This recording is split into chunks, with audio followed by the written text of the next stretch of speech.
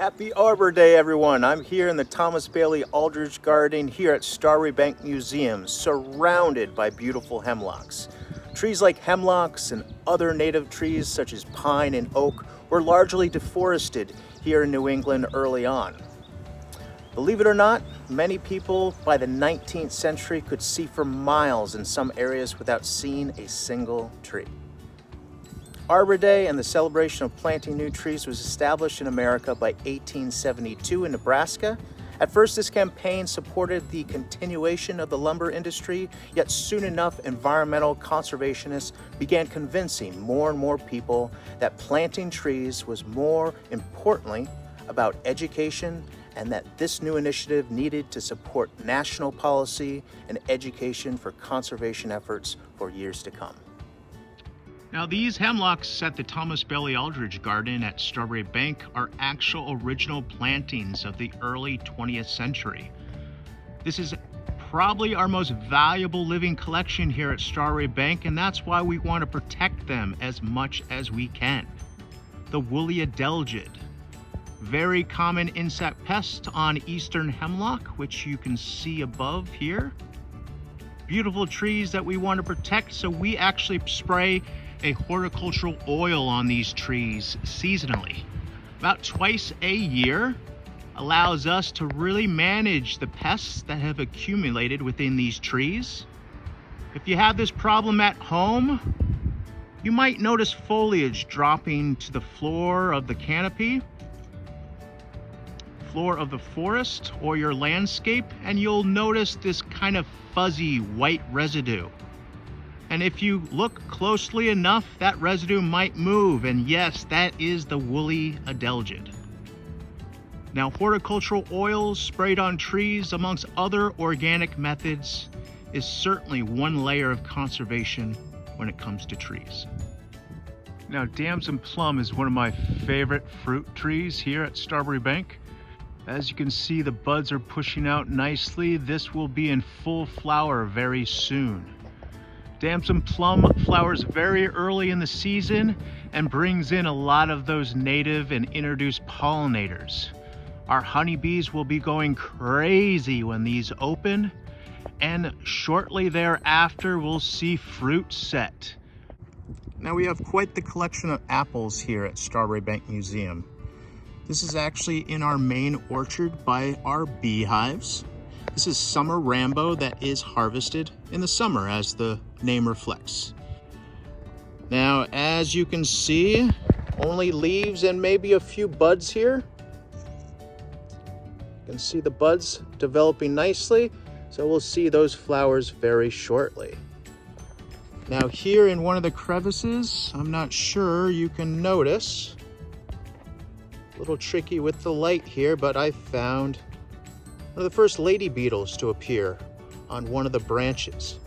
Very, very cool to discover these beneficial insects, some of which are introduced, some of which are from Native America. Now these go after certain insects that we don't want, like aphids and other things. So it's a good sign to see lady beetles in the landscape as we're managing everything organically.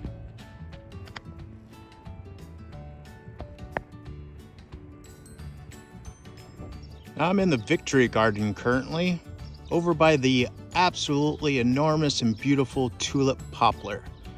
Now this tree is very significant to the site, connected to the Becunis family.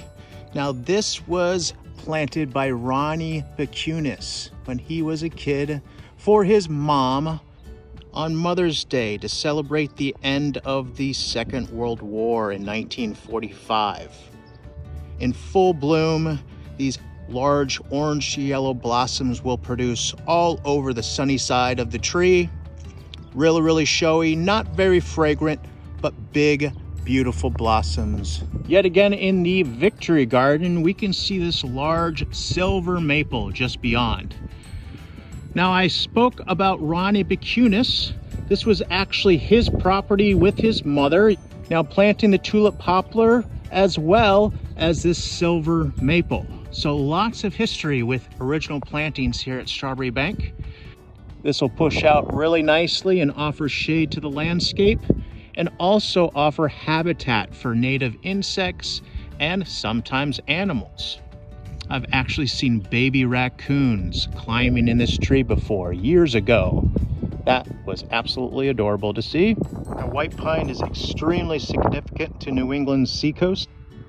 Believe it or not, we actually have remnants of a forest that used to exist here on the seacoast all the way out to the Isle of Shoals. We believe this prehistoric forest existed even before Native Americans were here. So very, very long ago. Because of its straight and sturdy structure, a lot of the deforestation in New England was associated with eastern white pine. Now, Arborvitae is actually a cypress. Now, does anyone know how that translates to English? Arborvitae. Yes, tree of life. Now, a good historic tidbit about Arborvitae. Certainly a beautiful tree, part of conservation here at Strawbery Banke, but it was also used amongst other evergreens for vitamin C when a lot of people were combating the risk of scurvy or vitamin C deficiency. So trees for conservation, certainly for environmental concerns, carbon cycling, cleaning our air and water, but certainly throughout history used for medicinal purposes. Here's red maple, everyone. As you can see, compared to the silver maple that pushes out kind of a yellowish brown flower, these are absolutely crimson and red colors, pushing out nicely. And let's get a little bit closer. Really, really beautiful this time of year, and again, that signal of season. Maples and a few other things coming out very early to kind of signal things happening as we approach late spring and certainly summertime. Very exciting. This tree is right along Puddle Dock. Absolutely gorgeous. This is oak.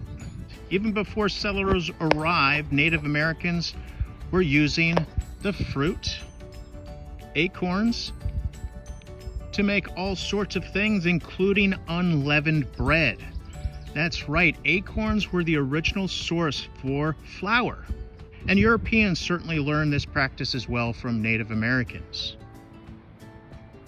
Now here is quince. Now certainly quince has a variety of shapes and forms, sometimes shrub forms and sometimes tree forms. Let's go over and look at what we call European quince, which is really Asian quince. Many quinces were introduced to Europe and adopted those European names and eventually introduced to colonial America. Now this is Chase House behind, one of my favorite houses, absolutely gorgeous. I love that yellow color. And let's get a little bit closer. Now, unlike that previous quince, that bush type, this is more of a tree, pushing out very early. Now, the cool thing about large fruit quince, they are loaded with pectin. So this was actually one of the original sources for pectin and making jams and jellies. People were making extractions with quince. Getting that pectin out, quite the process. Really, really cool. Hope you enjoyed the program today. Again, happy Arbor Day to everyone. Let's protect our trees, protect our environment. Conservation has been important throughout history and certainly today. This is Strawbery Banke.